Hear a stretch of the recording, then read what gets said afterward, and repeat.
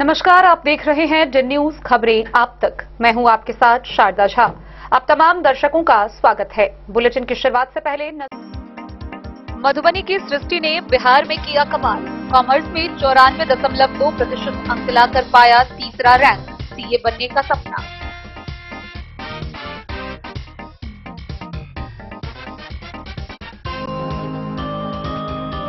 बिस्फी में नल जल योजना के सर्वेक्षण के दौरान मुखिया से मारपीट, सोने की चेन भी छीनी, आरोपी पर एफआईआर दर्ज।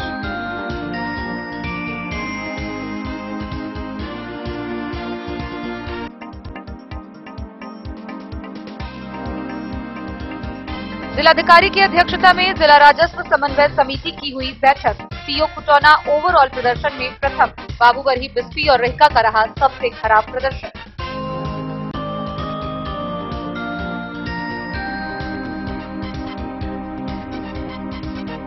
रेहका पुलिस ने फरार कुख्यात अपराधी संतोष कुमार सिंह को किया गिरफ्तार। तिहाड़ जेल में काट चुका है 9 साल की सजा।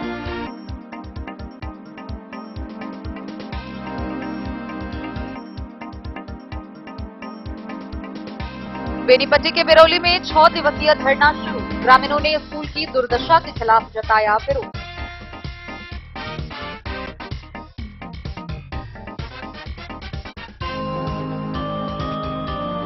बिस्फी में ईद, रामनवमी व चैती दुर्गा पूजा को लेकर शांति समिति की बैठक। शांति भंग करने वालों पर होगी कड़ी कार्रवाई।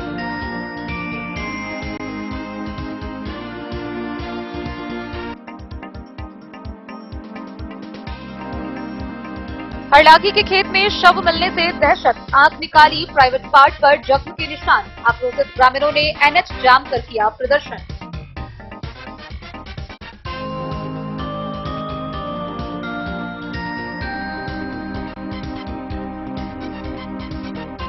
मधुबनी के एनएसडी में चयनित कलाकार मनोज कुमार राम का भाजपा कार्यालय में भव्य सम्मान। मिथिला पेंटिंग पाग और चादर पहनाकर किया अभिनंदन।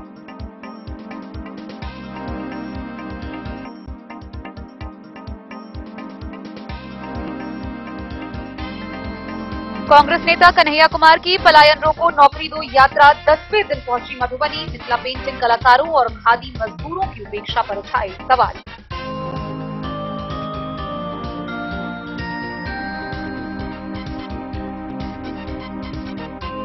और परिवार नियोजन में उत्कृष्ट कार्य के लिए राजनगर प्रभारी चिकित्सा पदाधिकारी डॉक्टर निरंजन कुमार जायसवाल को जिला स्तरीय प्रथम पुरस्कार। सामुदायिक स्वास्थ्य केंद्र को रीजनल स्तर पर मिला सम्मान।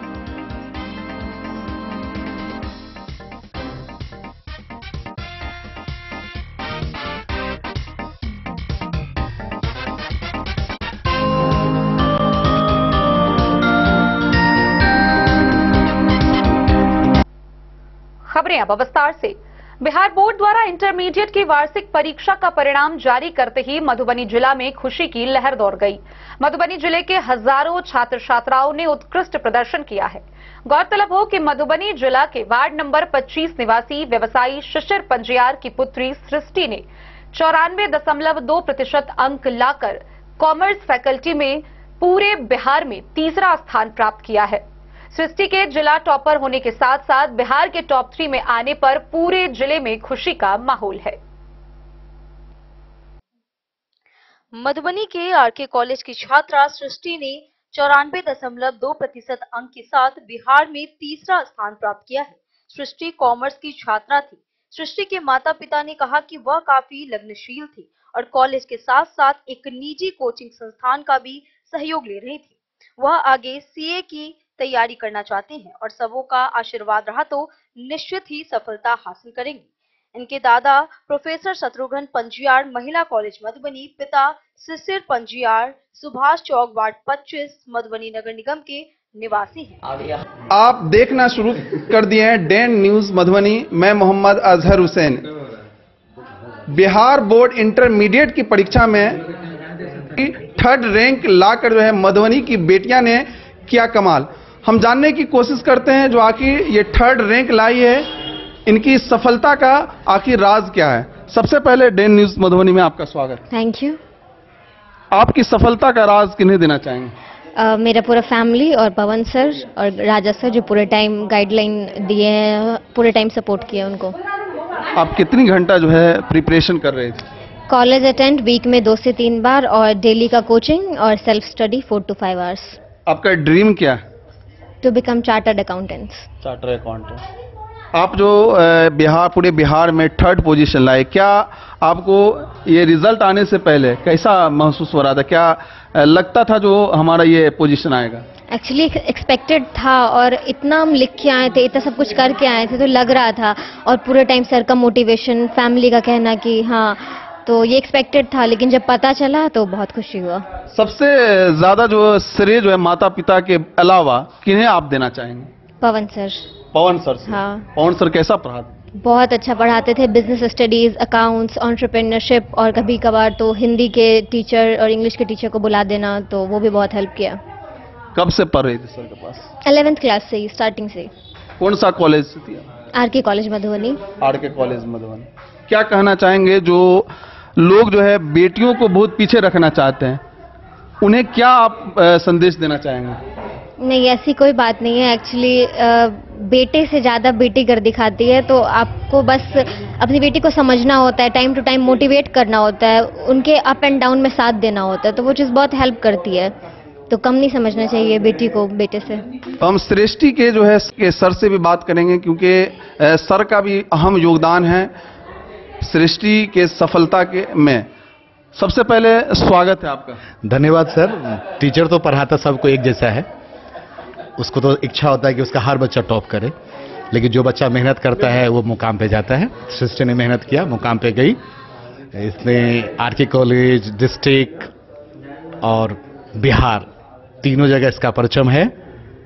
सृष्टि के लिए भविष्य की शुभकामनाएं कि वो उसका जो ड्रीम है वहाँ पे उसके पिताजी मम्मी तो मदद करते ही करते हैं, उसको कहीं भी अगर पवन सर की जरूरत होगी, चाहे तन मन धन, हम तीनों से इसके साथ रहेंगे, हमेशा रहेंगे। क्या आपको एक्सपेक्ट था जो इस तरह जो है 3rd पोजीशन? निश्चित हम तो एक्सेप्ट थोड़ा ज्यादा ही कर लिए थे, लेकिन चलिए जितना है उतना में हम लोग नहीं, जितना है उतना में खुश हैं। ऐसा नहीं है एक आध नंबर, वो अच्छे भी इससे ज्यादा एक आध नंबर ज्यादा मेहनत किए होंगे, ऐसा बात थोड़े है। हम अपने बच्चे के नंबर से खुश हैं, 100% खुश हैं। लेकिन एक इस बार हम लोग को सीख मिला कि हम लोग को accounts, business study, entrepreneur, economics के साथ साथ हिंदी और इंग्लिश को भी अब ध्यान हम लोग इस साल से कोचिंग पे देंगे, यानी कोचिंग प्रॉपरली हिंदी और इंग्लिश टीचर को भी हायर करेगी इस बार से। तो ये हमारे साथ सृष्टि के सर थे जो कि गांधी चौक पर जीनियस कॉमर्स क्लासेस चलाते हैं। उनका भी बहुत ही बड़ा योगदान था इनके सफलता में। पूरे बिहार में 3rd पोजीशन 94.2 मार्क्स लाकर कहीं न कहीं पूरे बिहार, मधुबनी जिला और अपने माता पिता का नाम रोशन किए। गर्व महसूस हो रहा है और क्या बोले, बहुत अच्छा लग रहा है। सोचे नहीं थे लेकिन हुआ, अच्छा लग रहा है। ही है उसके लिए हम लोग को बहुत खुशी है। हम लोग से ज्यादा दादा की खुशी है। वो दादा इनके इंग्लिश का प्रोफेसर थे, इनको हरदम समझाते रहते थे कैसे करो ऐसे करो बेटा। तो अपना पढ़ती थी, दादा से भी पढ़ती थी और कोचिंग भी करती थी और यहाँ कॉलेज भी। मधुबनी से फिरोज आलम की रिपोर्ट। बिस्फी प्रखंड से बिस्फी पंचायत के मुखिया के साथ मारपीट की खबर सामने आ रही है। गौरतलब हो कि बिस्फी पंचायत के मुखिया नल जल का सर्वेक्षण कार्य करने पहुंचे थे, जहां मोतनाजे गांव निवासी कुमोद कुमार के द्वारा उनके साथ मारपीट की गई। इतना ही नहीं, उनके गले से सोने का चेन भी छीन लिया गया। मामले को लेकर पीड़ित मुखिया ने स्थानीय थाना में प्राथमिकी दर्ज कराई है। बिस्फी पंचायत के मुखिया बेचन सहनी ने बिस्फी थाने में एक लिखित आवेदन देकर थाना क्षेत्र के मोतनाजे गांव निवासी कुमोद यादव के विरुद्ध प्राथमिकी दर्ज कराई है।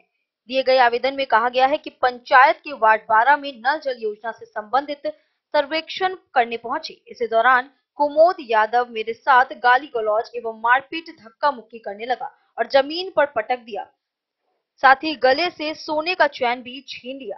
बीच बचाव करने आशुतोष कुमार आया तो उसे भी लपड़ थप्पड़ से मारपीट किया।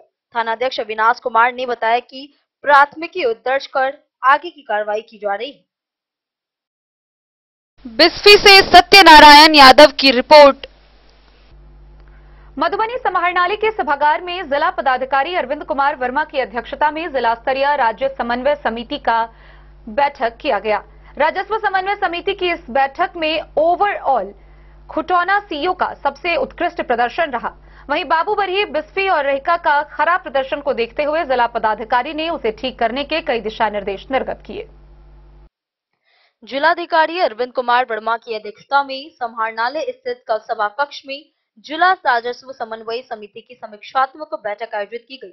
विगत फरवरी माह में राजस्व विभाग के विभिन्न मानकों में ओवरऑल प्रदर्शन में सीओ खुटौना प्रथम, फूलपरास द्वितीय एवं राजनगर तृतीय स्थान पर रहे। वहीं सीओ बाबू बरही, बिस्फी एवं रहिका का प्रदर्शन निम्न पाया गया। जिलाधिकारी ने स्पष्ट शब्दों में कहा कि प्रदर्शन में सुधार लाएं, वरना लगातार 3 माह निम्न प्रदर्शन करने वाले पर जवाबदेही तय करते हुए कार्रवाई की जाएगी। अतिक्रमणवाद की समीक्षा के क्रम में जिलाधिकारी ने निर्देश दिया कि अतिक्रमण के मामलों को सर्वोच्च प्राथमिकता के साथ त्वरित रूप से निष्पादित करें। समीक्षा के क्रम में जिलाधिकारी ने अतिक्रमणवाद में किसी भी प्रकार की शिथिलता पर संबंधित सीओ के विरुद्ध कार्रवाई करने की बात कही है। जिलाधिकारी ने कहा कि सभी सीओ अतिक्रमणवाद के मामलों को सरजमीनी पोर्टल पर अनिवार्य रूप से अपलोड करने का भी निर्देश दिया गया। उन्होंने उपस्थित सभी DCLR को नियमित रूप से अंचलों का निरीक्षण करने का निर्देश दिया। उन्होंने सभी सीओ को जल निकायों के अतिक्रमण को स्वयं चिन्हित कर उस पर अतिक्रमणवाद चलाकर अतिक्रमण मुक्त करने का भी निर्देश दिया। जिलाधिकारी ने सभी सीओ को तेजी के साथ नीलाम पत्रवाद का निष्पादन करने का भी निर्देश दिया। जिलाधिकारी ने लगान वसूली कार्य की समीक्षा के क्रम में इसमें तेजी लाने का निर्देश दिया। साथ ही लोक सेवाओं के अधिकार की समीक्षा के क्रम में उन्होंने निर्देश दिया कि प्राप्त आवेदनों को निर्धारित अवधि में हर हाल में निष्पादित करवाना सुनिश्चित करें। उन्होंने कहा कि लोक सेवा अधिकार अधिनियम के तहत आरोपित दंड को संबंधित अधिकारियों से ससमय वसूली भी करें। जिलाधिकारी ने निर्देश दिया कि दंड की राशि नहीं जमा करने वाले अधिकारियों एवं कर्मियों के विरुद्ध प्रपत्र की कार्रवाई करें। जिलाधिकारी ने कहा कि जनता दरबार में सबसे अधिक परिवाद भूमि विवाद से संबंधित होते हैं।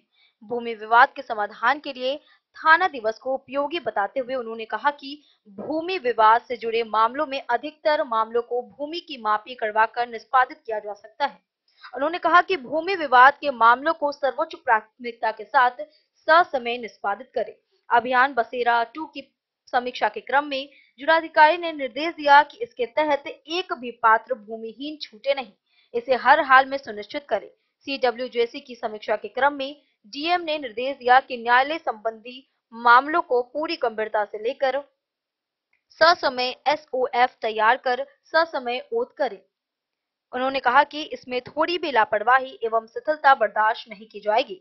जिलाधिकारी ने निर्देश दिया कि माननीय न्यायालय द्वारा प्राप्त आदेश का अनुपालन हर हाल में ससमय करवाना सुनिश्चित करें। उन्होंने निर्देश दिया कि निम्न प्रदर्शन करने वाले अंचल अगली बैठक तक अपने प्रदर्शन में सुधार कर लें, अन्यथा जवाबदेही तय कर कार्रवाई की जाएगी। जिलाधिकारी ने सभी सीओ को निर्देश दिया कि विकास एवं कल्याणकारी योजनाओं, महत्वपूर्ण भवनों के लिए भूमि उपलब्धता के कार्य को प्राथमिकता में रखकर ससमय भूमि की उपलब्धता सुनिश्चित करें। जिलाधिकारी ने दाखिल खारिज के प्राप्त आवेदनों का हर हाल में निर्धारित अवधि में निष्पादन करने का निर्देश दिया। समीक्षा के क्रम में यह पाया गया कि जनवरी माह में दाखिल खारिज में हरलाखी का प्रदर्शन सबसे अच्छा एवं घोघरडिया सीओ का प्रदर्शन सबसे निम्न है। उक्त बैठक में अपर समाहर्ता राजेश कुमार, प्रभारी पदाधिकारी जिला राजस्व शाखा नसीम निशांत, प्रभारी पदाधिकारी विकास शाखा एवं जिला स्थापना शाखा, जिले के सभी भूमि सुधार उप समाहर्ता, सभी अंचलाधिकारी उपस्थित रहे। Bureau report Madhubani. रहिका थाना की पुलिस ने कुख्यात अपराधी संतोष कुमार सिंह को गिरफ्तार करने में बड़ी सफलता हासिल की है। गौरतलब हो कि कुख्यात अपराध कर्मी संतोष कुमार सिंह इससे पूर्व भी तिहाड़ जेल में 9 साल की सजा काट चुका है। इसके अलावा मधुबनी जिला के विभिन्न थाना क्षेत्रों में उसके खिलाफ कई संगीन मामले दर्ज हैं और वह कई दिनों से फरार चल रहा था। पुलिस ने फरार चल रहे कुख्यात अपराधी को राजनगर थाना क्षेत्र के राघोपुर बलाट गांव निवासी संतोष कुमार सिंह को गिरफ्तार किया है। थानाध्यक्ष रविंद्र कुमार ने बताया कि गिरफ्तार अपराधी हत्या के मामले में तिहाड़ जेल में 9 वर्ष का सजा काट चुका है। वर्ष 2022 में रहिका थाना क्षेत्र में लूटपाट की घटना को अंजाम देने का योजना बना रहा था। लूटपाट की घटना में आरोपी। मधुबनी से फिरोज आलम की रिपोर्ट। बेनीपट्टी प्रखंड के बिरौली गांव स्थित मध्य विद्यालय के परिसर में 5 सूत्री मांगों के समर्थन में धरना प्रदर्शन शुरू किया गया।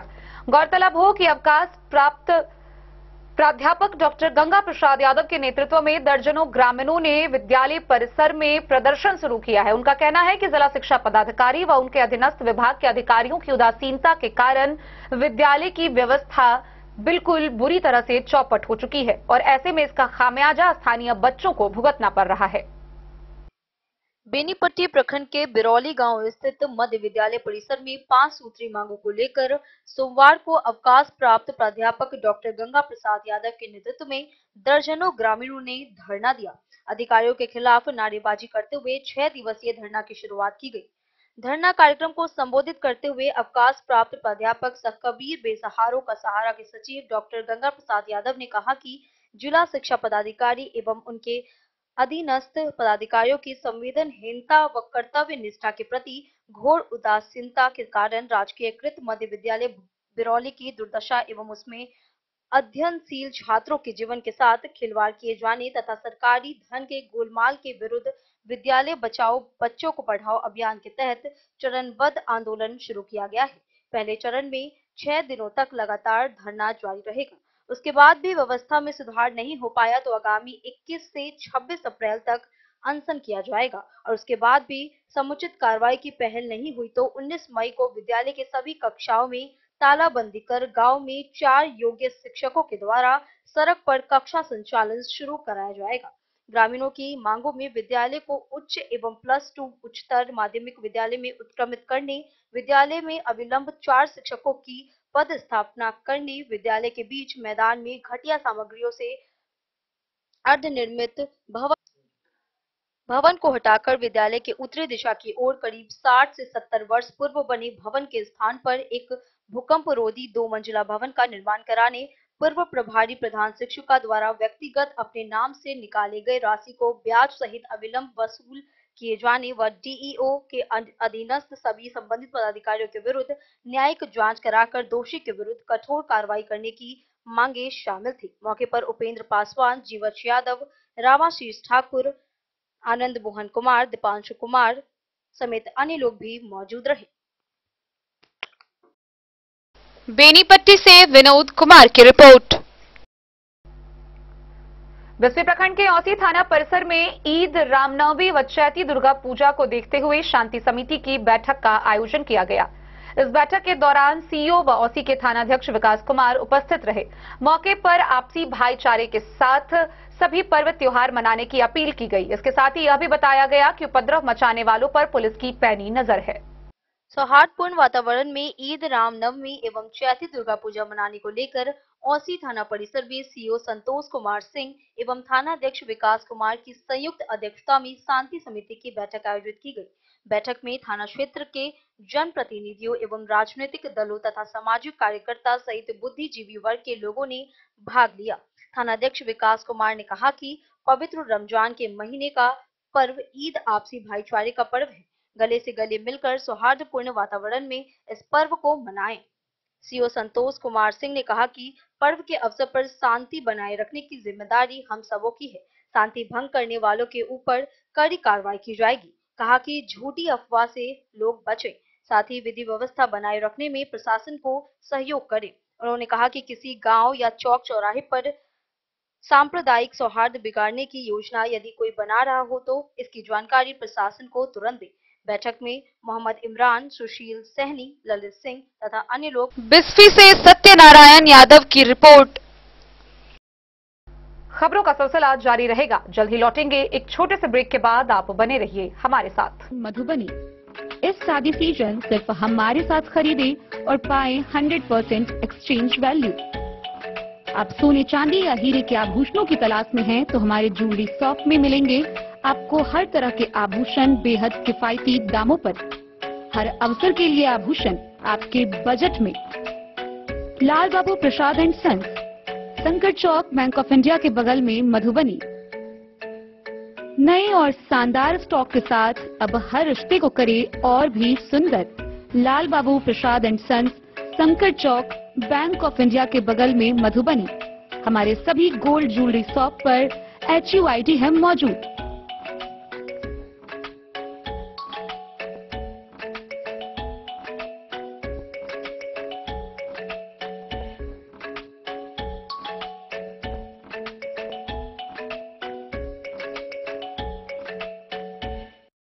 के इस जमाने में क्या आप भी चाहते हैं स्टाइलिश और फैशनेबल कपड़े?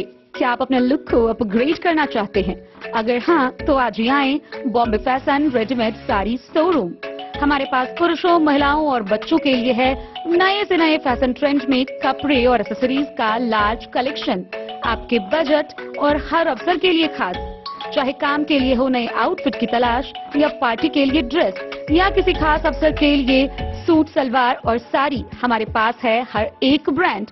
क्रिम्सन क्लब, मुफ्ती, टर्टल और किलर के SIS स्टोर्स। इसके अलावा रेमंड, स्पार्की, जॉकी, लक्ष्मीपति, मान्यवर, ब्लैकबेरी, नवाब पार्कर जैसे बड़े ब्रांड।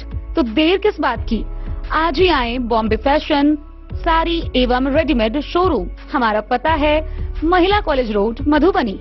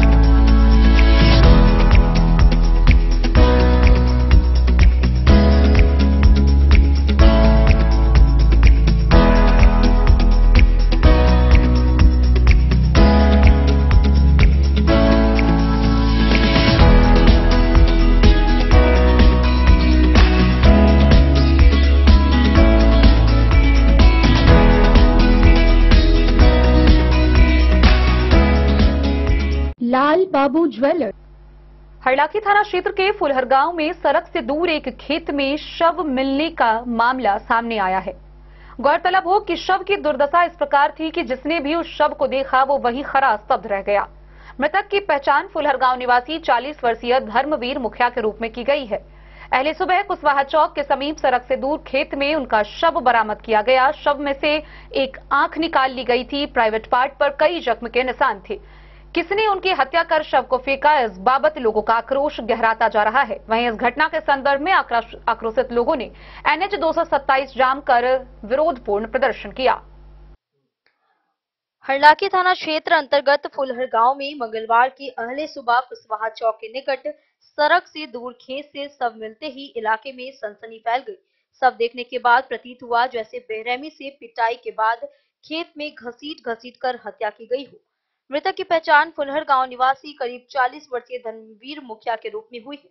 घटना सोमवार रात की बताई जा रही है। मृतक की पत्नी सुनीता देवी ने बताया कि सोमवार देर शाम घर से निकले थे, लेकिन रात भर घर नहीं लौटे। मंगलवार सुबह NH 227 स्थित कुशवाहा चौक से करीब 200 मीटर दूर लोगों ने निर्वस्त्र शव को देखा। मृतक की एक आंख भी निकाल ली गई थी। इधर घटना की सूचना मिलते ही SDPO निशिकांत भारती, इंस्पेक्टर नीरज कुमार वर्मा, थानाध्यक्ष रितेंद्र सहनी, अपर थानाध्यक्ष आदित्य कुमार साहिर, भारी संख्या में पुलिस मौके पर पहुंची, जिसके बाद ग्रामीणों ने NH 227 को जाम कर टायर जलाकर पुलिस प्रशासन के विरुद्ध नारेबाजी शुरू कर दी। दरअसल आक्रोशित लोगों ने हत्यारे को जल्द गिरफ्तार करने की मांग की है। SSB बसाहर घाट थाने की पुलिस भी मौके पर पहुंची, जहां काफी मशक्कत के बाद स्थानीय लोगों को समझा बुझाकर सड़क से जाम हटवाया गया। उसके बाद FSL की टीम व डॉग स्क्वाड की टीम मौके पर पहुंची। थानाध्यक्ष रितेंद्र सहनी ने कहा कि हत्यारे की गिरफ्तारी के लिए पुलिस छापेमारी कर रही है। फिलहाल एक व्यक्ति को हिरासत में लेकर पूछताछ की जा रही है। घटना का जल्द उद्भेदन कर लिया जाएगा। इधर घटना से आहत परिजनों का रो रो कर बुरा हाल है। साथ ही गांव में मातम पसरा हुआ है।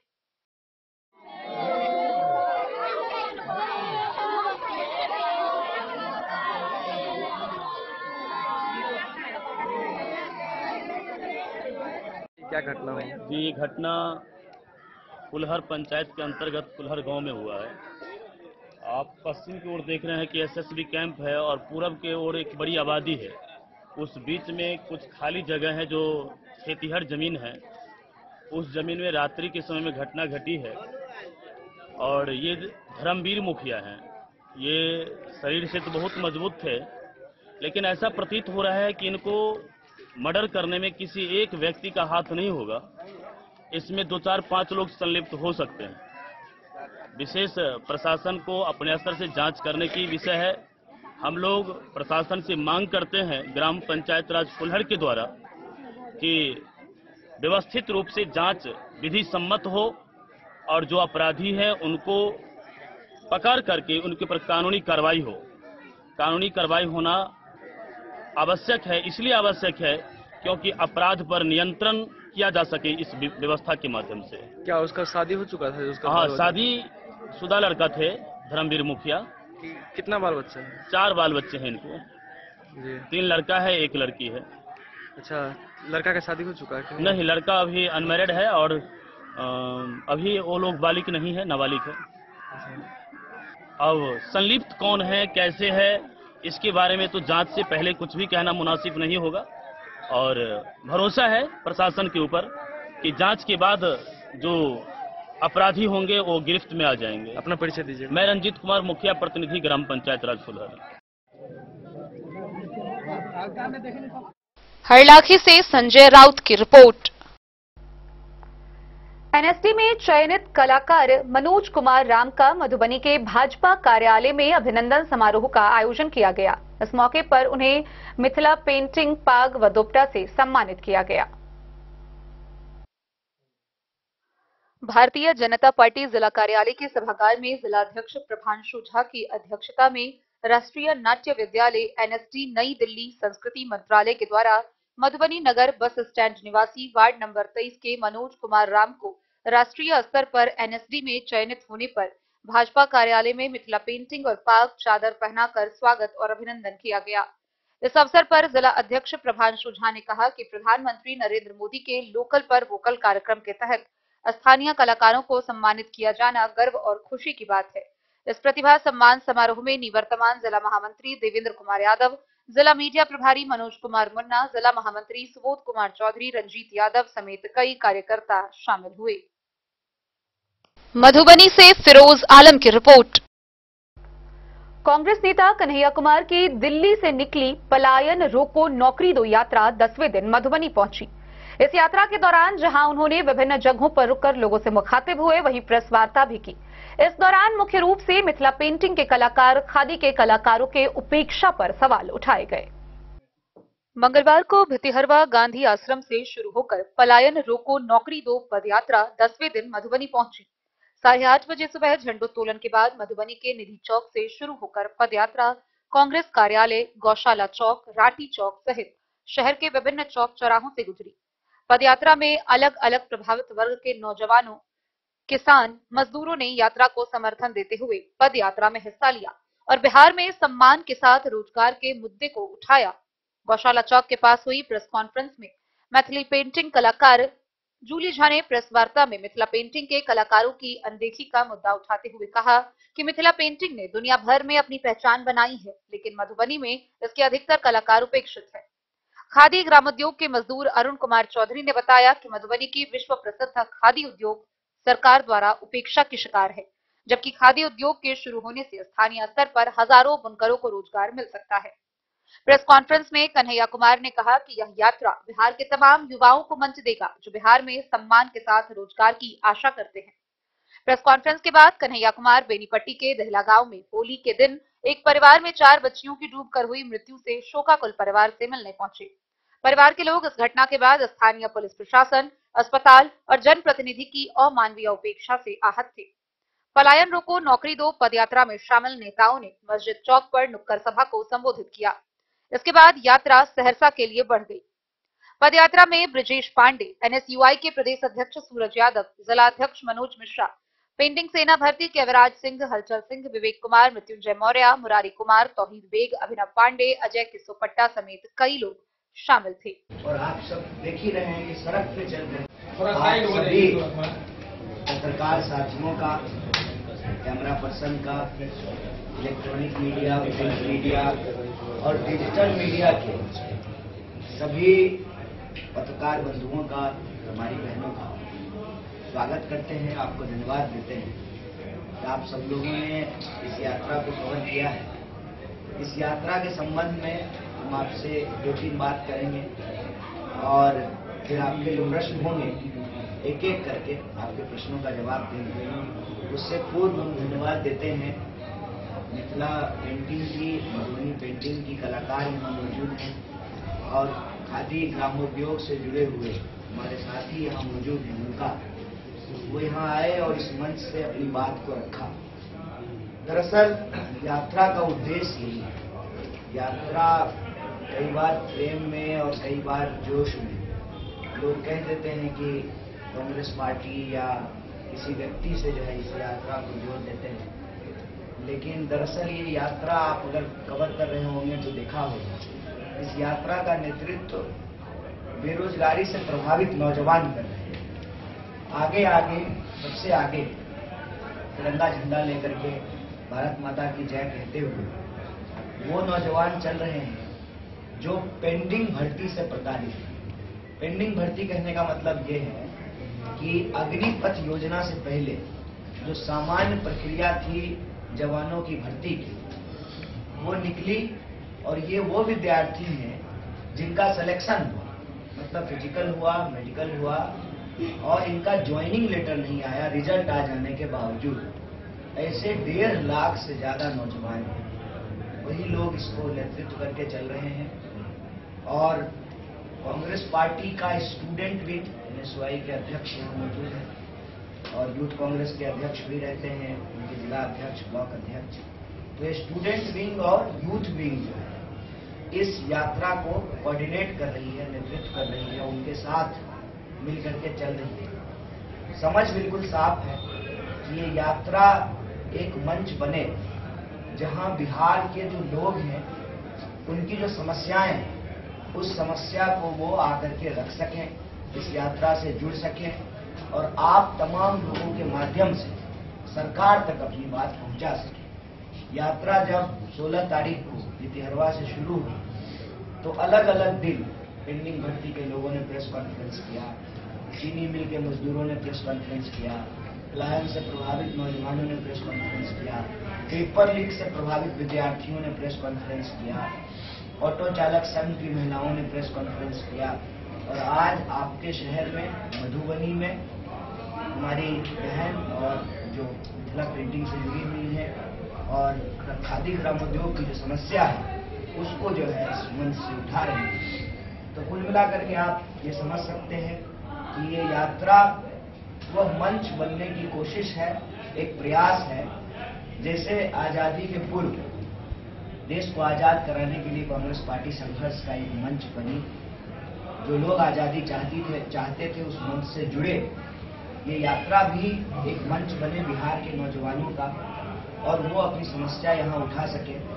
और एक विषय जिससे हर कोई प्रभावित है बिहार, हर कोई, हर धर्म का व्यक्ति, हर जाति का व्यक्ति और हर क्षेत्र का व्यक्ति, बिहार के जो अलग अलग क्षेत्र हैं, वो है पलायन का विषय। पलायन इसलिए होता है कि किसी भी क्षेत्र में आप जाएं, वहां की जो बुनियादी व्यवस्था थी वो बुनियादी व्यवस्था बिगड़ गई और वो बुनियादी व्यवस्था बिगड़ने के चलते शिक्षा की कमी, रोजगार की कमी और सामाजिक सुरक्षा की कमी, इन 3 प्रमुख विषयों के चलते पलायन एक बीमारी के रूप में, मानव जनित बीमारी के रूप में, महामारी के रूप में फैल गई। आप मधुबनी के लोग हैं और आप जानते हैं कि मधुबनी का इतिहास एक गौरवशाली इतिहास है, लेकिन मधुबनी में आज स्थिति ये है कि रास्ते में जब हम आ रहे थे तो नौजवान अपना बाइक रोक करके यात्रा में शामिल होते थे और वो यही कहते थे कि देखिए बहुत अच्छा विषय उठाया है, हम लोग को जो है हर चीज के लिए बाहर जाना पड़ता है। कल बाबा नागार्जुन का गांव तरौनी गए थे, यात्रा जब हमारी दरभंगा से मधुबनी आ रही थी तो तरौनी गए, पुस्तकालय में माल्यार्पण किया तो महिलाओं ने एक गंभीर विषय उठाया कि तरौनी में अस्पताल नहीं है। और जब हम तरौनी से लौट रहे थे सकरी की तरफ तो जो रेलवे फाटक जो है बंद था और वो फाटक मुझे लगता है कि कई घंटे बंद थे और एक लड़की बीमार थी, बिल्कुल मूर्छित अवस्था में, बाइक से उसको लेकर के जा रहे थे, फिर बाइक छोड़ दिया और कंधे पे लेकर फाटक से क्रॉस करा करके दौड़ करके लोग जा रहे थे और थोड़ी ही देर पहले तरौनी गांव में महिलाओं ने कहा कि हमारे यहाँ अस्पताल नहीं, हर चीज के लिए हम लोगों को बाहर जाना है। तो इस यात्रा के माध्यम से जब हम गांव में जा रहे हैं तो गांव के लोग अपनी समस्या उठा रहे हैं, शहर में आ रहे हैं तो शहर के लोग अपनी समस्या उठा रहे हैं। तो इन समस्याओं को उठाना और हमारी कोशिश ये है कि 14 करोड़ बिहार के लोग, कश्मीर से लेकर के कन्याकुमारी तक इस देश को बनाने का काम बिहार के लोग करते हैं और बिहारी पहचान जो है उसको मिलती हो बिहार में, तो राजनीति के केंद्र में, उसके विमर्श में पलायन का मुद्दा हो, रोजगार का मुद्दा हो, सामाजिक सुरक्षा का मुद्दा हो। और सामाजिक सुरक्षा की बात हम इसलिए करते हैं कि सरकार के तमाम दावों के बावजूद, प्रशासन के तमाम दावों के बावजूद कोई ऐसा दिन नहीं है जो बिहार के किसी न किसी कोने में कोई न कोई आपराधिक घटना नहीं होती। आप आंकड़ा उठा करके देख लीजिए, पिछले दिनों बिहार में अपराध बढ़ा है, घटा नहीं है। तमाम दावों के बावजूद सरकार ने जो सर्वे कराया, जाति सर्वे, उस सर्वे में आया है कि मात्र 7% लोग ग्रेजुएट हैं। आप अंदाजा लगाइए, LNMU यहीं पे है, विश्वविद्यालय है यहाँ पे, लेकिन विश्वविद्यालय होने के बावजूद 7% लोग भी हमारे प्रदेश में ग्रेजुएट नहीं। आप क्राइम की बात कर लीजिए, रोज क्राइम हो रहा है।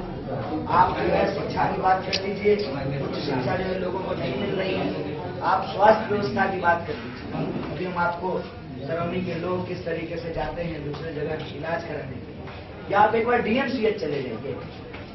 अभी DMCH का इलाके में नाम होता है।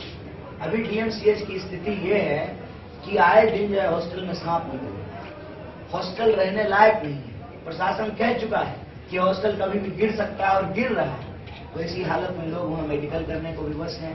और मरीजों की तो पूछिए ही, हाथ में जो है पानी का बोतल लिए हुए हैं, मरीज जो है बैठा रहता है, उसके अटेंडेंट जाते हैं, पहले मास्क लेकर के आते हैं, मेडिकल का किट खरीद करके लाते हैं 1.5 किलोमीटर से, फिर जा करके उनका इलाज शुरू होता है। ये हकीकत है।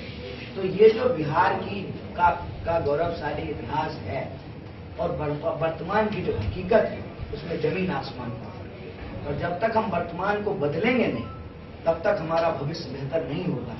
बिहार के भविष्य को बेहतर करने के लिए, बिहार के लोगों को बिहार में ही रोजगार मिले उसके लिए, और बिहार की जो कला है, संस्कृति है, जैसा कि हमारे दोनों साथी ने यहाँ अपनी बात रखी, जब तक हम कुटीर उद्योग को ठीक नहीं करेंगे, जो हमारी संस्कृति परंपरा से जुड़ी हुई चीजें हैं उसको बेहतर नहीं करेंगे, शिक्षा की स्थिति को अच्छा नहीं करेंगे, क्राइम को जब तक, अपराध को जब तक कंट्रोल नहीं करेंगे, तब तक सरकार के दावे हैं, हकीकत बहुत दूर है। और इसीलिए हम कहते हैं कि यह सरकार सुशासन की नहीं, पलायन की सरकार बन गई है। तो इस पर आप सब लोगों से निवेदन है कि जो लोग आकर के इस मंच से अपनी बात उठा रहे हैं, आप जनता तक पहुंचाइए। और मुझे उम्मीद है कि आप ऐसा अपने इस मुद्दे पे मुझे बात रखने के लिए आमंत्रित किया। मैं मिथिला पेंटिंग की कलाकार हूँ और 12-13 वर्षों से जिले में इन क्षेत्रों में कार्य कर रही हूँ। मेरे द्वारा 100 से प्लस छात्राएं, महिलाएं, लड़कियां प्रशिक्षित हो चुकी हैं। हर एक दिन मिथिला पेंटिंग की कलाकार नई उभरती हुई निकलती आ रही है, लेकिन सबसे बड़ी समस्या ये है कि इसका रोजगार कहाँ है, इसका भविष्य कहाँ है। कलाकार तो बन रहे हैं, इसके लिए उसे मार्केट कहाँ है। जिसकी पहचान है, जिसकी पहुंच है, वो अपना पेंटिंग आज हमारे क्षेत्र से नहीं बल्कि विदेशों तक, इंटरनेशनल लेवल पर मिथिला पेंटिंग की प्रचार प्रसार और बढ़ावा बहुत हो रही है, उधर मार्केट में खूब चल रही है। लेकिन जो गांव भर की सुदूर बस्ती की महिलाएं हैं, जो कलाकार हैं, जो अनपढ़ है, जिसे जानकारी के अभाव है, वो सब अपना कला तो बना रहे हैं, लेकिन उसे बेचेंगे कहाँ पे, देंगे कि नहीं। बीच में अगर ब्रोकर आते हैं तो 1 पैसे की सामान खरीद के वो उसे 10 पैसे में बेचते हैं।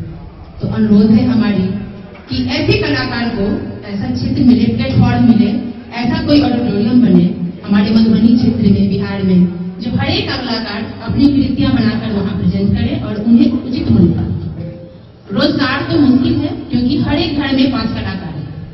हाँ, उसे पेंशन मिल सकती है और उसका बनाया हुआ कृति को सही प्लेटफॉर्म, सही मार्केट मिल सकता है। तो इस पे अगर ध्यान देती है सरकारें, ध्यान देते हैं हमारे जो बड़े कोई है जो इस क्षेत्र में काम कर रहे हैं, तो हर एक कलाकार को भूखे सोने की नौबत नहीं आएगी, क्योंकि कला में कितनी मेहनत है वो एक कलाकार जरूर जानते होंगे।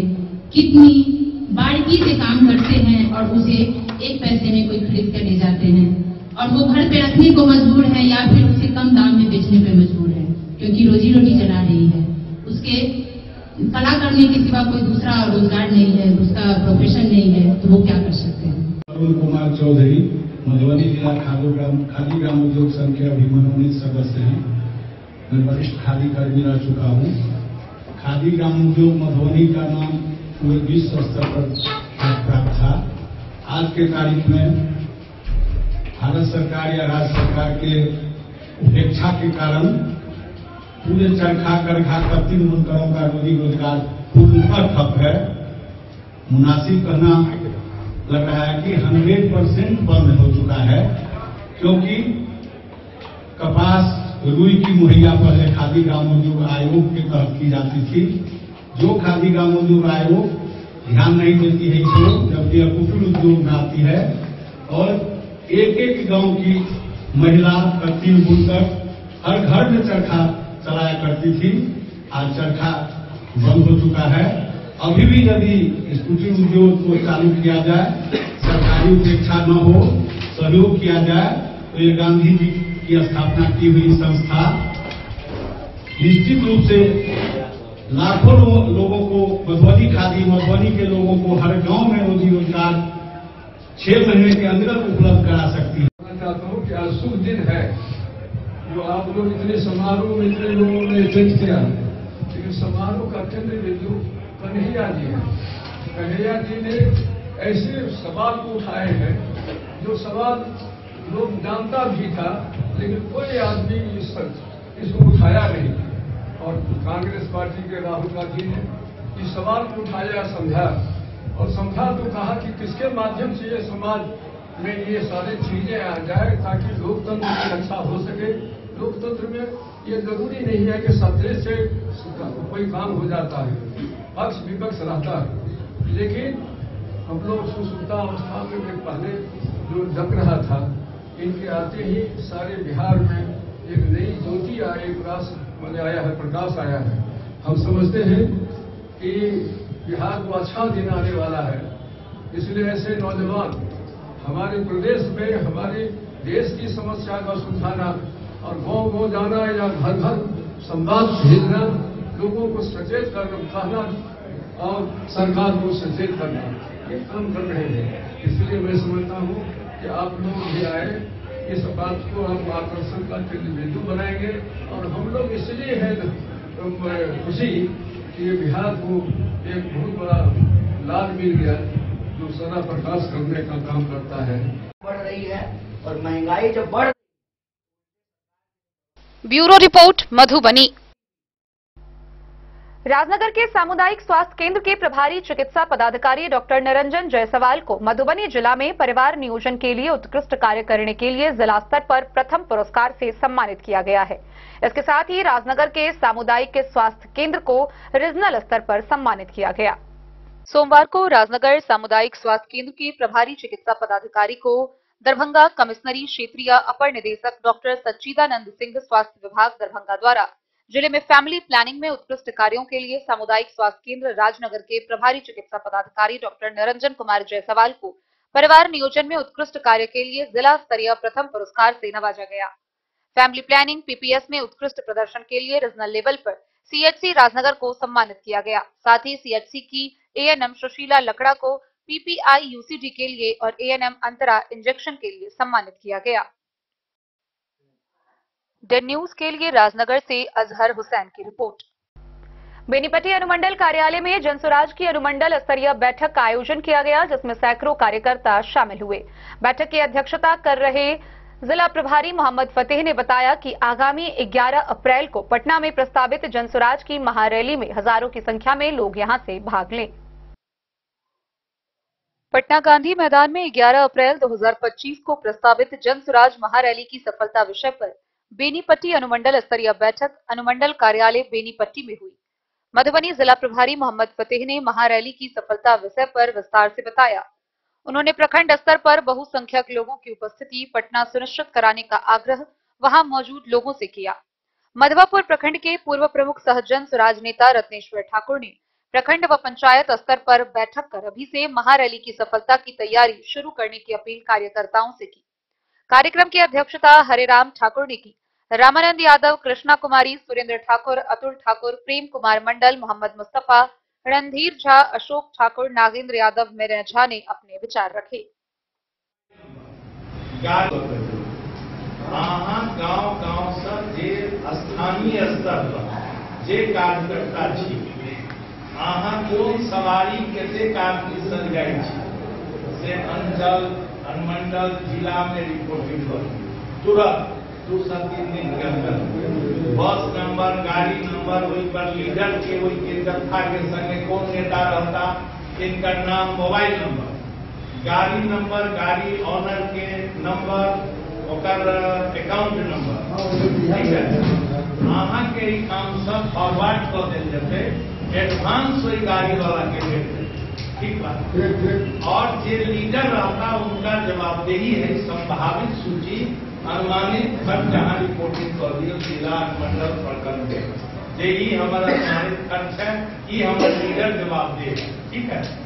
और आई में हम एक आदमी छोटा गाड़ी, बड़ा गाड़ी, फलना गांव सब, फलना पॉइंट सब, फलना पंचायत सब, फलना अनुमंडल सब, फलना प्रखंड से जा रहा है। पहला दोसर बात, एक नाम जो मांगे जाय बेर में जिनका नाम है से नहीं जाता, दूसरों से जाता, यहाँ हो अनुभव बनते, ठीक है।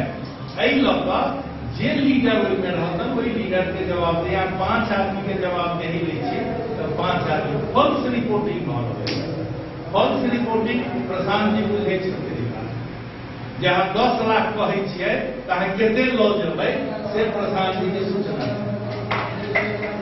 अहाँ बात के फॉल्स रिपोर्टिंग हम लीडर छी जनस्वराज अनुमंडल स्तर में बैठल छी, फॉल्स रिपोर्टिंग 2 आदमी तो 2 आदमी, 100 आदमी तो 100 आदमी, और जवाब यही है फॉल्स रिपोर्टिंग भी करें। कुछ और लगन से कभी टाइम हमरा अहाँ के चिंता नहीं करके, हमरा अहाँ कोई पॉइंट पर पहुंचे अभी पार करते कि नहीं करते, अही पार रहते तो व्यवस्था रहती वही पार लग जाए।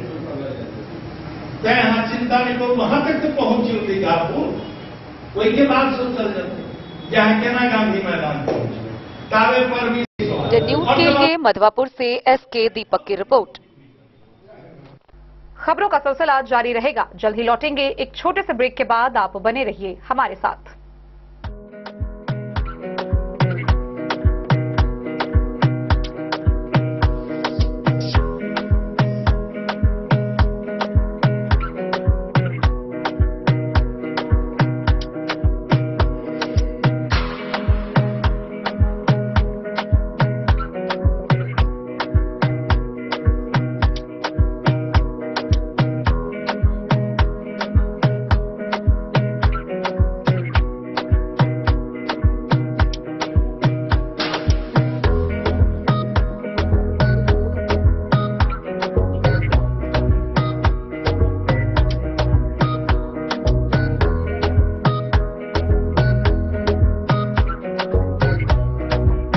महादेव शाह अमरनाथ प्रसाद ज्वेलर्स, गांधी चौक, राजनगर बाजार, मधुबनी। गोकुल राज,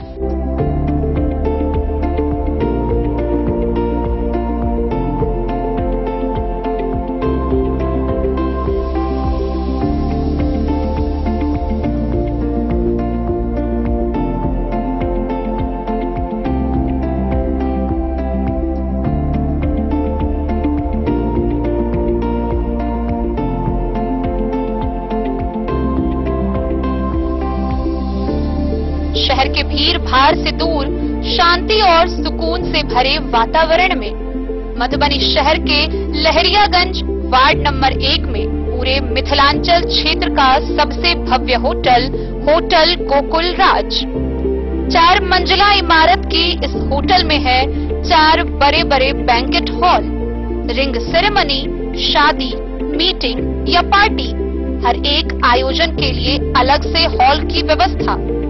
रेस्टोरेंट की व्यवस्था, जहां एक से बढ़कर एक लजीज व्यंजनों का मिलेगा संगम, और रहने का उचित प्रबंध।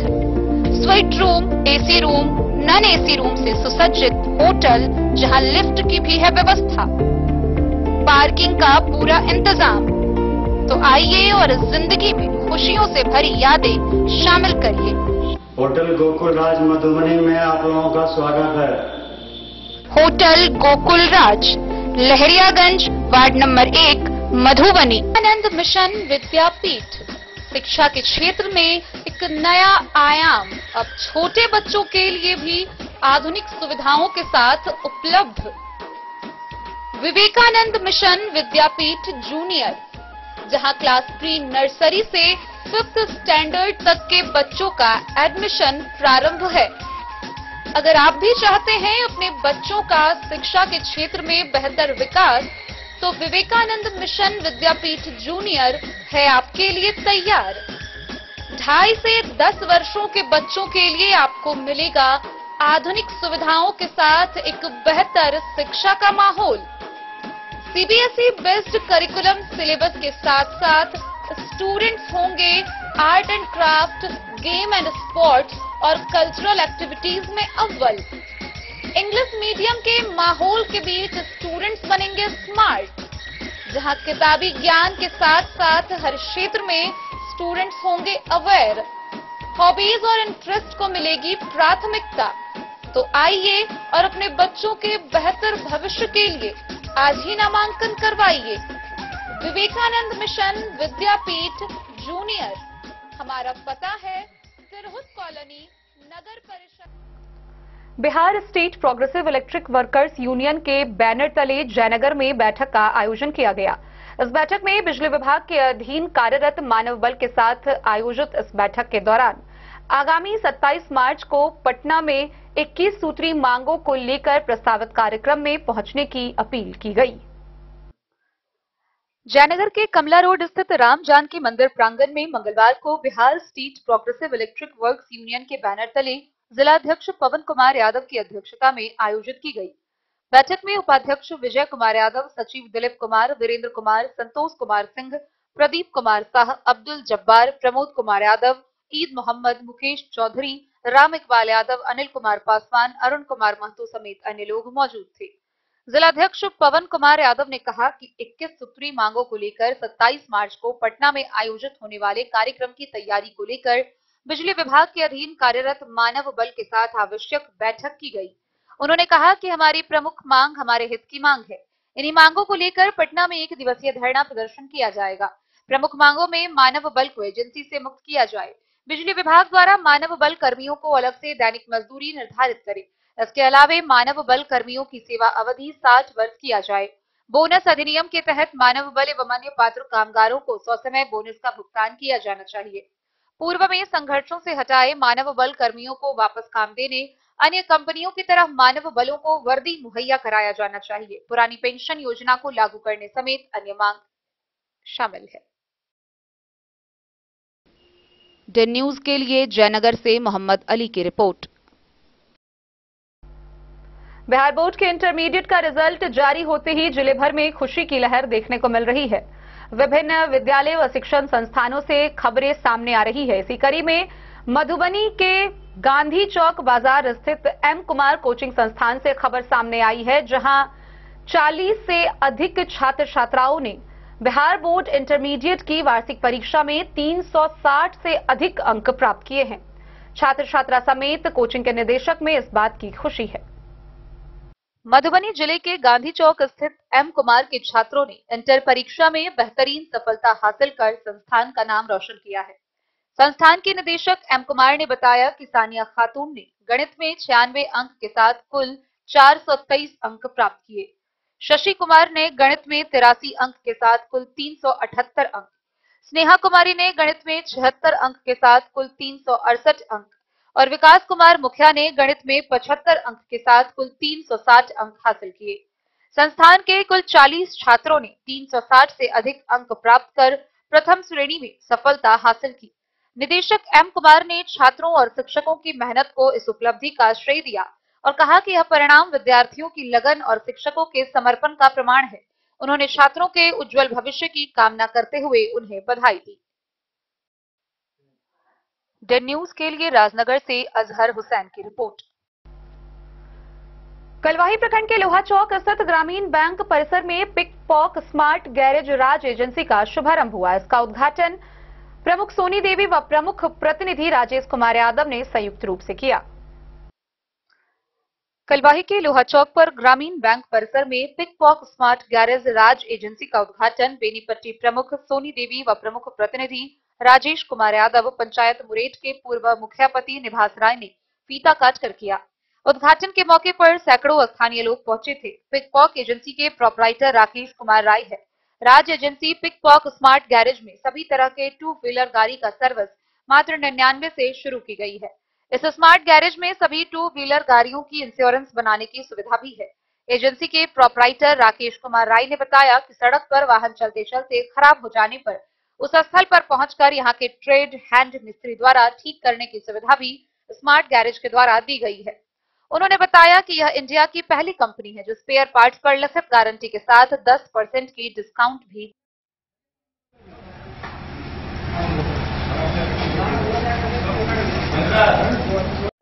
इस सेंटर की सुविधा के बारे में बताइए, क्या क्या सुविधा मिलेगी यहाँ?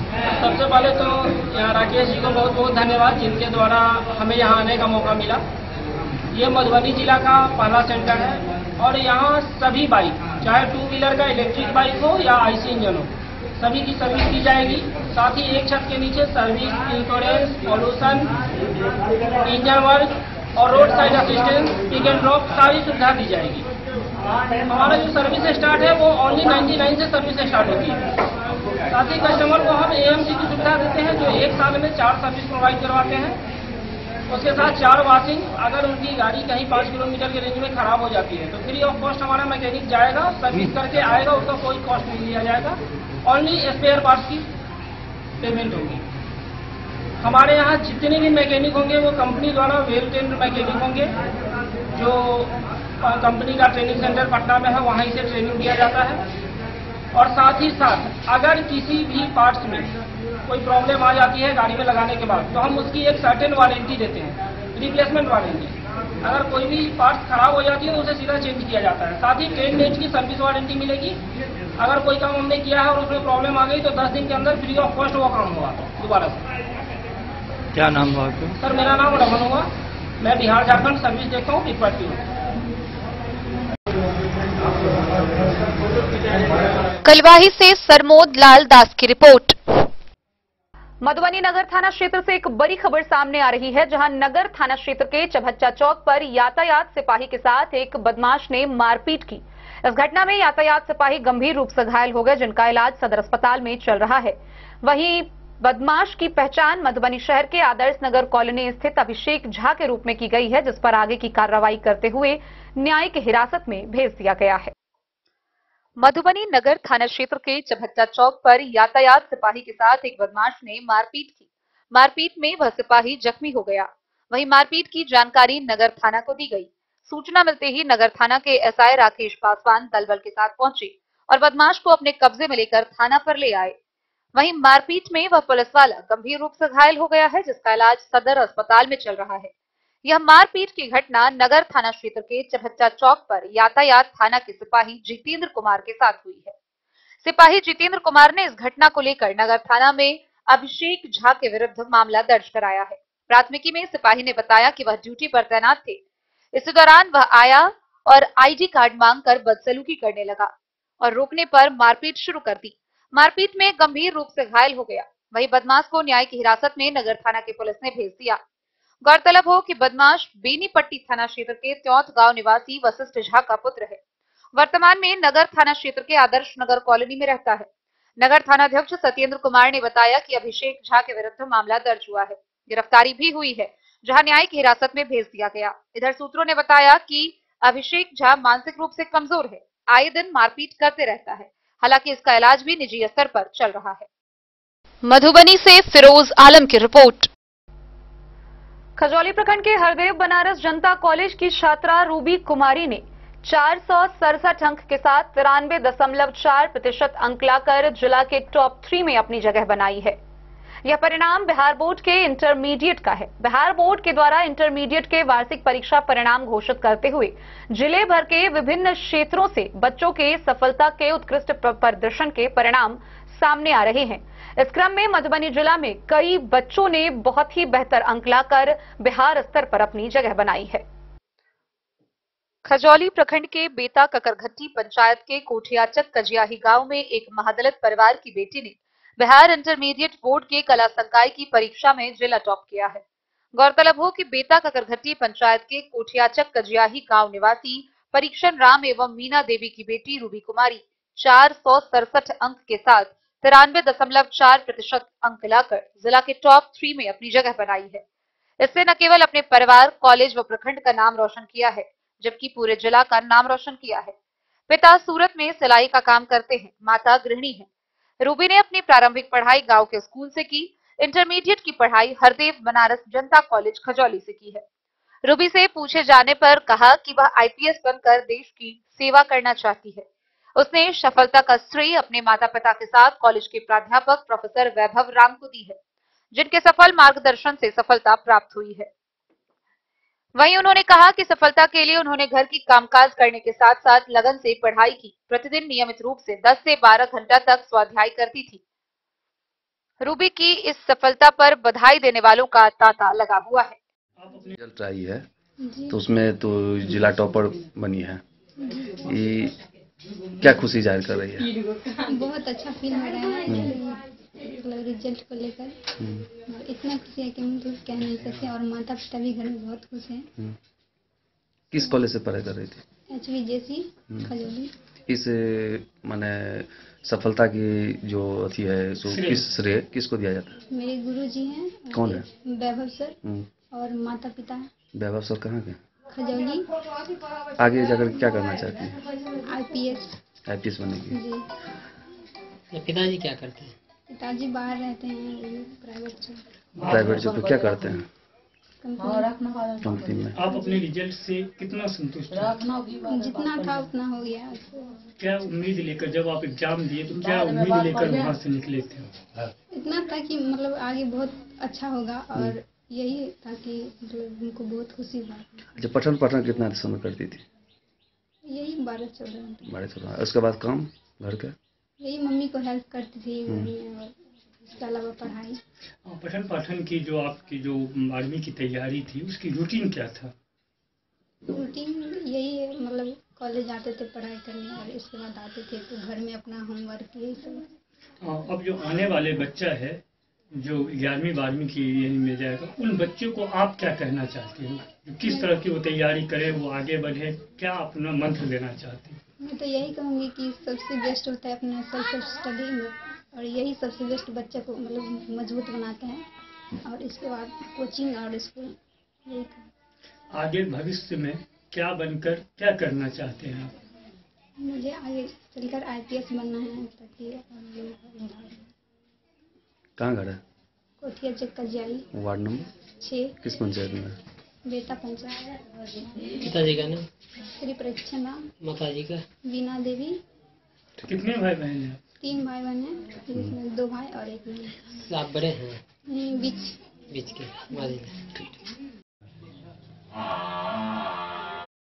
खजौली से सुधांशु ठाकुर की रिपोर्ट। मधुबनी जिले के जयनगर स्थित आर्य कुमार पुस्तकालय में डिस्ट्रिक्ट पावर लिफ्टिंग चैंपियनशिप का भव्य आयोजन किया गया। इस प्रतियोगिता में 100 से 120 खिलाड़ियों ने भाग लिया, जहां प्रथम, द्वितीय व तृतीय पुरस्कार विजेता को सम्मानित किया गया। मधुबनी जिले के जयनगर अनुमंडल क्षेत्र के आर्य कुमार पुस्तकालय परिसर में डिस्ट्रिक्ट पावर लिफ्टिंग चैंपियनशिप का भव्य आयोजन किया गया। इस प्रतियोगिता का आयोजन स्कॉर्पियो जिम एंड स्पोर्ट्स के तत्वाधान में Delhi sports power lifting association से संबद्ध और यूफिट इंडिया फेडरेशन द्वारा मान्यता प्राप्त यूफिट अकादमी के सहयोग से किया गया। कार्यक्रम का उद्घाटन मुख्य अतिथि जयनगर नगर परिषद के मुख्य पार्षद कैलाश पासवान और कामिनी शाह व अन्य गणमान्य अतिथियों द्वारा फीता काटकर किया गया। इस प्रतियोगिता में मधुबनी जिले के फिटनेस 24, मधुबनी हेल्थ क्लब समेत विभिन्न जिम के प्रतिभागी युवक और युवतियों ने बढ़ चढ़ कर हिस्सा लिया। प्रतियोगिता में कुल 100 से 120 प्रतिभागियों ने भाग लिया। कुछ प्रतिभागी इस्लाम धर्म के पाक महीने रमजान के दौरान रोजा रखने के कारण प्रतियोगिता में हिस्सा नहीं ले सके। प्रतियोगिता में उत्कृष्ट प्रदर्शन करने वाले प्रतिभागियों को पुरस्कार स्वरूप सम्मानित किया गया। प्रथम, द्वितीय और तृतीय प्राप्त करने वाले प्रतिभागी को प्रोत्साहन राशि, मान्यता प्राप्त सर्टिफिकेट, मेडल, कप एवं पाक दुपट्टा से सम्मानित किया गया। प्रतियोगिता को देखने के लिए मधुबनी व जयनगर क्षेत्र से लगभग 200 से 300 दर्शकों की भीड़ उमड़ी रही। कार्यक्रम के सफल संचालन में मुख्य सचिव किशोर कुमार, इवेंट मैनेजर विद्यानंद कुमार और दिल्ली से आए राष्ट्रीय स्तर रेफरी मोहम्मद निजाम की विशेष भूमिका रही।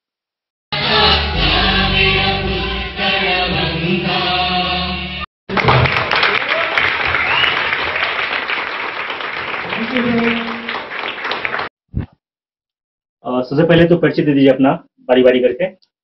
मेरा नाम विद्यानंद कुमार हो गया। मेरा नाम किशोर कुमार। मेरा नाम मोहम्मद निजाम।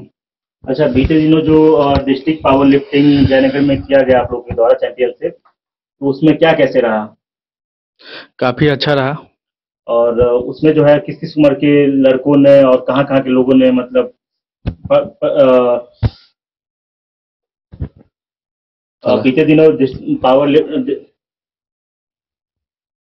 कल बीते दिनों district power lifting championship Jaynagar में किया गया डिस्ट्रिक्ट लेवल पे, तो वहाँ पे जो है कहाँ कहाँ के लोग पार्टिसिपेट किए हैं? वहाँ पे अपने पूरे मधुबनी डिस्ट्रिक्ट से सभी जिम्स के बच्चे थे और जयनगर में भी काफी सारे बच्चे थे। सभी अपने अपने जिम से बच्चे आए हुए थे। कोई दो जिम का नाम बता दीजिए मधुबनी में। नाम जैसे कि अपने मधुबनी डिस्ट्रिक्ट से आए हुए थे फिटनेस 24 के काफी सारे बच्चे और लड़कियां भी थी। साथ में मधुबनी हेल्थ क्लब है एक, वहाँ से भी काफी सारे, और वहाँ के कोच भी काफी सारे सपोर्टिव रहे हैं। जैसे कि उनका नाम हो गया तफजुल हुसैन नाम है। अच्छा, तो वहाँ के लोगों ने पार्टिसिपेट किया जी। तो इसमें तो लड़की की भी प्रतिभागी रही है जी। अच्छा, तो इसमें कहाँ कहाँ के लोग जीते हैं और कितने कितने ने हेवी पावर लिफ्टिंग किया है?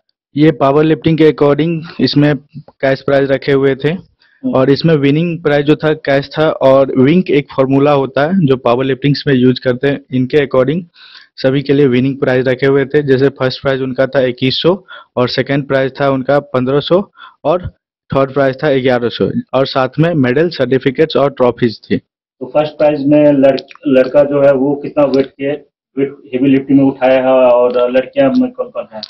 जैसे कि कैटेगरीज वाइज थे, जैसे जूनियर, सब जूनियर और सीनियर होता है।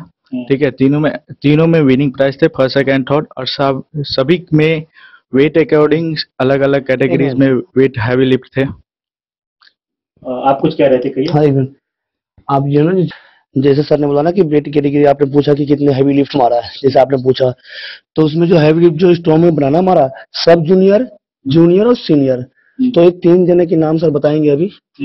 तो क्या कौन कौन से हैं? सब जूनियर पे डॉक्टर रजत। जैसे सब जूनियर में रजत हो गया सेकेंड, और उसके बाद रजत जो है सो जयनगर के हैं। जयनगर के लोकल ही है वहाँ के जी, जहाँ आप लोग करवाए हैं जी। और उसके बाद हो गया जो जूनियर में होते हैं विद्यानंद कुमार, जो कि मेरा लिफ्ट था, और सीनियर्स में जो किशोर सर हैं इनका लिफ्ट था। जो वेट कितना रहा और आपका वेट कितना रहा? सबसे हैवीएस्ट लिफ्ट में सर का रहता है। उन्होंने कितना हेवी लिफ्ट में वेट उठाया था?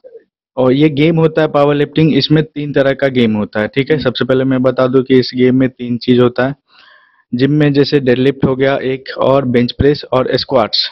ठीक है, तो इसमें सबसे हैवीएस्ट रहा है 305, स्क्वाट्स में 305 रहा है सबसे हैवीएस्ट, और बेंच में रहा है 152 बेंच प्रेस में, और डेडलिफ्ट में 210। और ये काफी सीनियर्स हैं, और इनका सीनियर्स में देखा जाए तो इनका एज 34 प्लस है। सबसे हैवीएस्ट लिफ्ट में इनका रहा है। अच्छा, तो और लड़कियां के बारे में आपने बताया? हाँ, लड़कियां भी काफी सारी पार्टिसिपेट की हैं। तो फर्स्ट कौन है इसमें? एक फिटनेस 24 की प्रांशी प्रिया है, जिनका फर्स्ट प्लेस रहा है, जो स्ट्रॉन्ग वुमेन रही है, और उनको cash prize, medal, certificate, trophy, और साथ में उनको छोटा सा सम्मान हमारे फेडरेशन की तरफ से पाग और दुपट्टा से उनका स्वागत किया गया, सम्मानित किया गया। अच्छा, हमको ये बताइए, तो मुझे हम जहाँ तक मेरी जानकारी है तो ये जिले में पहली बार हो रही है मधुबनी में, मधुबनी डिस्ट्रिक्ट में फर्स्ट टाइम। और जरा हमको ये भी बता दीजिए ऑर्गेनाइजेशन सब कौन है इसके साथ, और सबसे पहले क्या कहते हैं? सबसे पहले मैं बता दूं मैं एक पावर लिफ्टर हूँ, ठीक है। मैंने काफी सारे गेम्स खेले हैं। नेशनल मेरा गोल्ड है, सर का भी गोल्ड है और हमारे निजाम सर का भी गोल्ड है।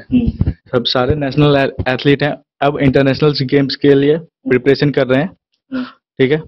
और साथ में, ठीक है, और साथ में या मधुबनी डिस्ट्रिक्ट में पावर लिफ्टिंग लेकर के काफी सारे क्रेज हैं, बट बच्चे को प्लेटफॉर्म नहीं मिल पा रहा है। वो प्लेटफॉर्म एक मधुबनी डिस्ट्रिक्ट में मिलने जा रहा है, जो स्कॉर्पियो जिम एंड स्पोर्ट्स जो दिल्ली में स्थित है, उनका एक फ्रेंचाइज मधुबनी डिस्ट्रिक्ट में खुलने जा रहा है। वहां पे आपको पावर लिफ्टिंग सिखाया जाएगा और खेलने के लिए प्रिपरेशन करवाया जाएगा, ठीक है। और ये कंपटीशन कराने का रीजन ये था कि ये एक प्लेटफॉर्म मिलना है बच्चों को जो मधुबनी में नहीं था। और साथ में चैलेंज का आयरन प्लेट्स जो कि मधुबनी डिस्ट्रिक्ट में किन्हीं के पास नहीं है, और पावर लिफ्टिंग का फ्लोर किसी के पास नहीं है, जो कि वो यहाँ पे प्रोवाइड होगा।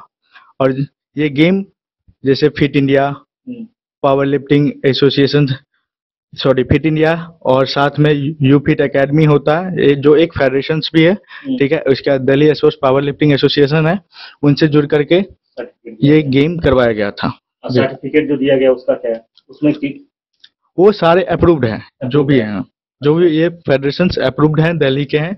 और ये फिट इंडिया जैसे कि स्किल इंडिया होता है, ठीक है, खेलो इंडिया होता है, इसी तरह नरेंद्र मोदी के द्वारा ये फिट इंडिया है। अच्छा, और ये बताइए जो इसमें पार्टिसिपेट कितने लोगों ने किया था? पार्टिसिपेट्स लड़कों में काफी सारे थे, समथिंग 50 प्लस होंगे। चल रहा है और कुछ बच्चों ने मना कर दिया इस वजह से क्योंकि रमजान का समय है, जिनसे बच्चों लोग काफी, उन लोग का कुछ बच्चों ने खेला भी, मुस्लिम बच्चों ने कुछ खेला भी, यहाँ तक कि सामने रोजा खोल करके कुछ बच्चों ने खेला भी और जीता भी। विनिंग प्राइज मुस्लिम्स में भी काफी सारे बच्चे का प्लेसिंग्स रहा है, कैश प्राइज में सभी का विनिंग रहा। ये तो आपका सक्सेसफुल रहा मधुबनी में जहाँ तक। जी, तो फिर आगे का क्या प्लानिंग है? क्या आगे का प्लान ये है कि अब ये स्टेट्स ऑर्गेनाइज करेंगे और आने वाले समय में जल्दी हम डेट ऑर्गेनाइज करेंगे। आने वाले समय अगस्त के महीने में एक स्टेट गेम ऑर्गेनाइज करेंगे और कोशिश करेंगे एक अच्छे स्तर से करें। अच्छा, और इसमें अच्छा, जहाँ तक ये जो आप लोग ने कराया, मुख्य अतिथि कौन रहे हैं? मुख्य अतिथि जयनगर के काफी जो बड़े बड़े हस्तियां थे, जैसे वहाँ पे हैं एक कैलाश पासवान जो फुटबॉल से जो मुख्य पार्षद हैं जी, जो मतलब वहाँ के खेल विभाग से काफी ज्यादा जुड़े हुए हैं। वो फुटबॉल एथलीट खुद रह चुके हैं और अभी भी वो काफी सारे क्लब चलाते हैं। वो खेल लेकर के काफी ज्यादा एक्टिव है। वो उन्होंने ही आकर के ये और गेम को आकर के उद्घाटन किया हुआ था। रेवेंस वही आकर के उद्घाटन किया जी। और काफी सारे महिला भी जो महिलाएं भी थी, जो कुछ एनजीओ चलाती हैं, वो मतलब सपोर्ट रहा, सबका सपोर्ट रहा, उन्होंने भी बहुत सपोर्ट किया। अच्छा, पुनः एक बार फिर परिचय दे दीजिएगा अपना। इस गेम में हमारा पोस्ट एक इवेंट, अब हम अपना स्टार्टिंग में परिचय दे दिए सबको देना। अब इस गेम में हमारा परिचय ये है कि मेरा नाम विद्यानंद कुमार है और साथ में मैं एक पावर लिफ्टर भी हूँ, और इस गेम में मेरा इवेंट मैनेजर के तौर पे हूँ और ऑर्गेनाइजिंग सेक्रेटरी हमारे किशोर सर हैं, और साथ में हमारे निजाम खान जो सर जो है वो एज ए रेफरी, ठीक है। एज ए रेफरी कहाँ के रह चुके हैं? जो दिल्ली से हैं। दिल्ली से हैं। ये जी, ये भी नेशनल है और सभी का इंटरनेशनल गेम के लिए प्रिपरेशन चल रहा है। सर जरा आप इंटरनेशनल आप भी रह चुके हैं ना? जी जी, नेशनल रह चुके हैं हम लोग, नेशनल रह चुके हैं, अब इंटरनेशनल का प्रिपरेशन चल रहा है। डेन न्यूज के लिए सोनू कुमार की रिपोर्ट। तो आज की इस बुलेटिन में फिलहाल इतना ही। कल फिर हाजिर होंगे नई खबरों के साथ। तब तक दीजिए पूरी टीम को इजाजत और मधुबनी की हर छोटी बड़ी खबरों के लिए देखते रहिए डेन न्यूज, खबरें आप तक। नमस्कार।